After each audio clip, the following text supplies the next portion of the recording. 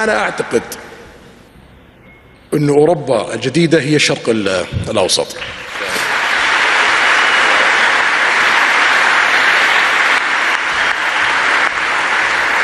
المملكة العربية السعودية في ال5 سنوات القادمة سوف تكون مختلفة تماما. This is just the beginning.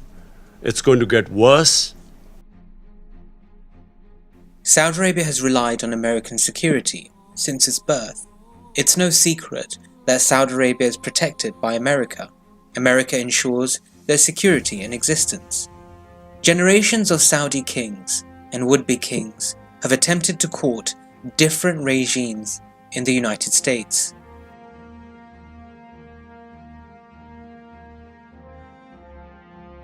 At times, it's endorsing the Republicans, and at times, it's the Democrats.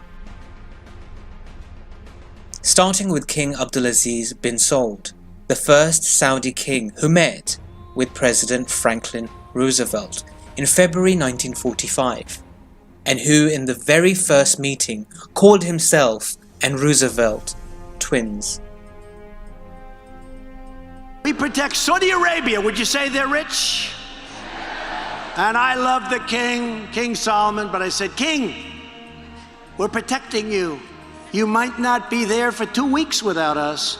You have to pay for your military. For the massive political protection and military goods that they have received throughout the many years since, the Saudis haven't been exactly grateful.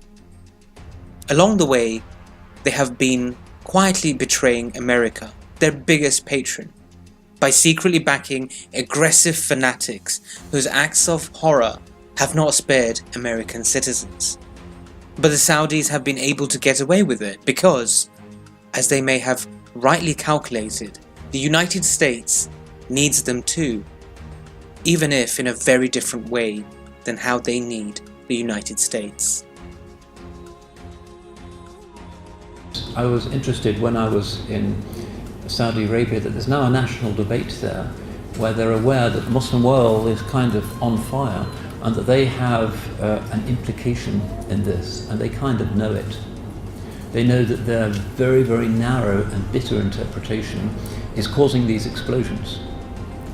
Why is it that Yemen and Libya and Iraq and Syria, where things were pretty cool and pretty calm between different sorts of people until very recently, are now the world's worst examples of intercommunal, very un-Abrahamic, inhospitable fighting?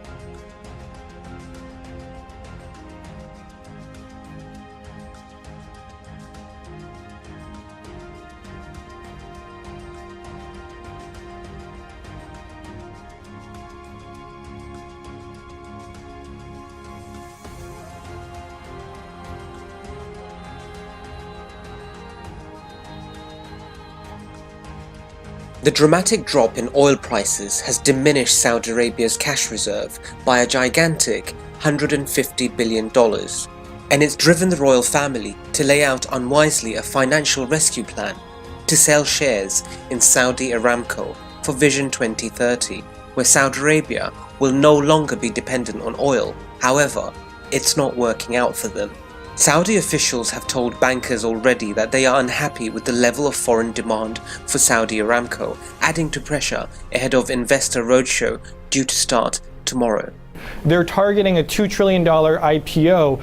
They're going to need as much money as possible from everyone. And, you know, when we speak to our sources, they're chatting with not just folks inside of Saudi Arabia, but also around the world. We know that they're trying to court Chinese investors, Japanese investors.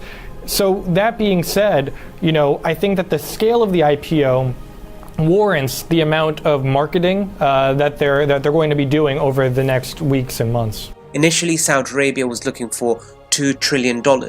However, recently, institutional investors have told bankers that 1.2 trillion or 1.5 trillion is more realistic. Saudi Arabia still has to make a final decision on the size of the deal. The price range and other crucial details about the offering were not disclosed in the prospectus published last week. And I'm not going to tell a country that's spending hundreds of billions of dollars and has helped me do one thing very importantly, keep oil prices down so that they're not going to $100 and $150 a barrel. Right now, we have oil prices in great shape. I'm not going to destroy the world economy, and I'm not going to destroy the economy for our country by being foolish with Saudi Arabia. So, everything we are witnessing happening to Saudi Arabia are prophetic signs of its collapse. Iran made reference to a report compiled by 16 US intelligence agencies, which point towards the collapse of Saudi royal family by 2030. Our world is changing rapidly.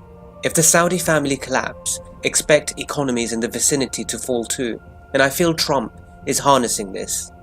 It's embarrassing when Trump talks about the Saudis spending billions in arms, yet the Saudi army can't save themselves from the Houthis. For every possible service, Trump is asking for money in return. This is why Saudis are selling their oil shares. In reality, there is no great reformation happening in Saudi Arabia. The royal family just needs the cash for their protection. Trump is doing the same with the United Arab Emirates, with Qatar, and even Kuwait. These Gulf Arabs are too thick to understand what's happening. we protect Saudi Arabia. Would you say they're rich? And I love the king, King Solomon, but I said, King, we're protecting you. You might not be there for 2 weeks without us. You have to pay for your military.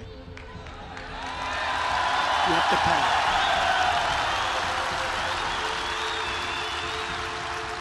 And At the same time, Trump has spoken out against US intervention in the Middle East and described it as both costly and deadly in terms of US lives lost. So it's obvious, with the growing influence of Iran in the region and instability in Saudi Arabia, along with the fact that Saudi Arabia is struggling with oil and money, it's pretty obvious no one will be able to save the Saudi royal family. Tapeleri verdik. Suudi Arabistan'a da verdik. Amerika'ya da verdik. Almanlara, Fransızlara, İngilizlere hepsine verdik. Whilst Republicans and Democrats are fighting to stop arms sales to Saudi Arabia, Turkish President Recep Tayyip Erdogan isn't dropping the Jamal Khashoggi case. Turkey blames Saudi government officials and the Crown Prince Mohammed bin Salman for the murder of Jamal Khashoggi.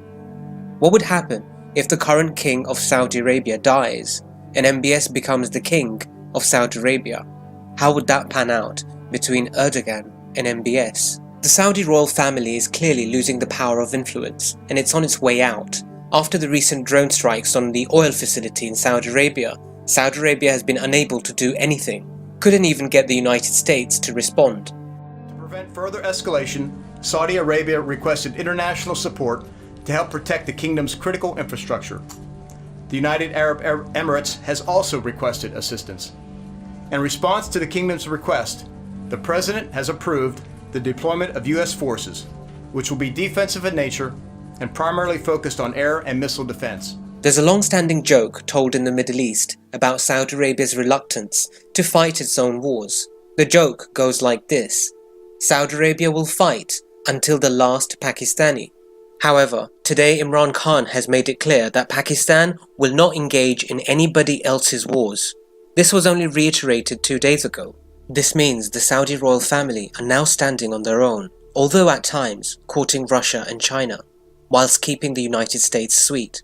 But for how long? Down to the last penny for sure. Worth of things from this country. If I say we don't want to take your business, if I say we're going to cut it off, they will get the equipment, military equipment and other things from Russia and China. Russia and China would be very, very happy, because right now we're doing very well against China. We're doing very well against everybody, including Russia. And Could it be that we will witness the prophecy of the 3 sons of a caliph fighting over the treasures of the Muslim world? Could it be that this civil war in Saudi Arabia will signal the coming of Imam Mahdi, the prophesied redeemer and reviver? The clock's ticking for Saudi Arabia. وليسمعني العالم جيدا أن السيد ترامب والإدارة عنده وأجهزة مخابراته يعرفون جيدا أن الحرب على إيران لن تبقى عند حدود إيران. أن الحرب على إيران يعني كل المنطقة ستشتعل. در دومین روز و